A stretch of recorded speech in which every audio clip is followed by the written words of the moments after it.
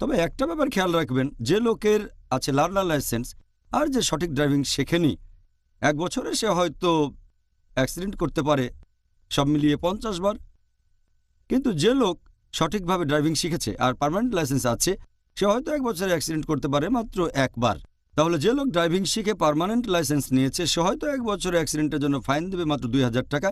কিন্তু যে লোকের আছে লার্নার লাইসেন্স, সে হয়তো মোট 50 বার অ্যাক্সিডেন্ট করবে আর 1 বছরে ফাইন দেবে 50,000 টাকা।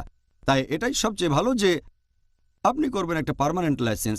একইভাবে পবিত্র কোরআনের অর্থ বুঝে পড়েন, আল্লাহ সুবহানাহু ওয়া তাআলার নির্দেশগুলো আপনার জীবনে প্রয়োগ করেন, তাহলে আপনার পাপ আর ভুল করার সম্ভাবনা কম থাকবে।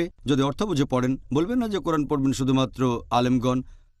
প্রত্যেক মানুষেরই উচিত অর্থ বুঝে পবিত্র কোরআন পাঠ করা আর আল্লাহ তাআলার নির্দেশগুলো নিজের জীবনে প্রয়োগ করা। সর্বশেষ চূড়ান্ত আসমানি কিতাব যেটা নাজিল হয়েছিল সর্বশেষ চূড়ান্ত নবী মুহাম্মদ সাল্লাল্লাহু আলাইহি ওয়াসাল্লামের উপর।